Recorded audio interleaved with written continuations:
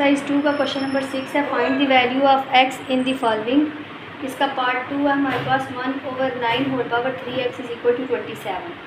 9 को हम लिखेंगे 3 का स्क्वायर और 27 को हम लिखेंगे 3 का क्यूब।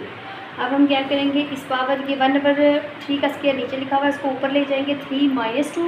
ये जो पावर है ये नेगेटिव में हो जाएगी, 3x इज इक्वल टू 3 की पावर 3 है।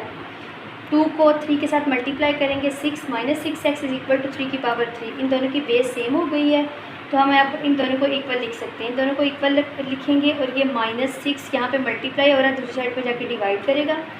3 1s are 3, 3 2s are 6, -1/2x हमारा x का आंसर निकल आएगा। इसका पार्ट 3 है हमारे पास 1/32 की और power 2x is equal to 64। 32 को हम लिख सकते हैं 2 की पावर 5 इज इक्वल टू 64 को लिख सकते हैं 2 की power 6।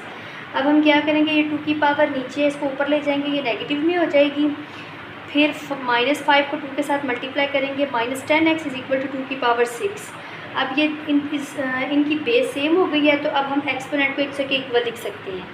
-10x is equal to 6, ये -10 यहाँ पे मल्टीप्लाई कर रहा है, दूसरी साइड पे जाके डिवाइड करेगा। 2 3s are 6, 2 5s are 10, -3/5 x की वैल्यू हमारे पास निकल आएगी। नेक्स्ट आगे हमारे पास क्वेश्चन नंबर 7 है, write the following as single logarithm. Log की फॉर्म में, सिंगल फॉर्म में लिखना है। कैसे लिखना है, फर्स्ट पार्ट है 7 log x - 3 log y square.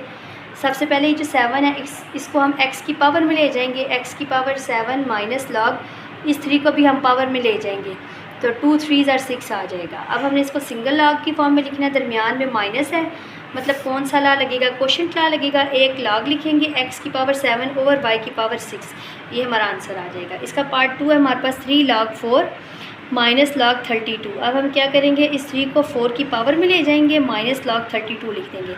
दरमियान में माइनस है, कौन सा हमारे पास रूल लगेगा, क्वेश्चन ला लग जाएगा। 4 की पावर 3 ओवर 32 है, 4 की पावर 3 जो होती है वो 64, मतलब कैसे 4 × 4 उसका आंसर आता है 64 ओवर 32। अगर हम इसकी कटिंग करते हैं तो इसका आंसर आ जाता है log × 2।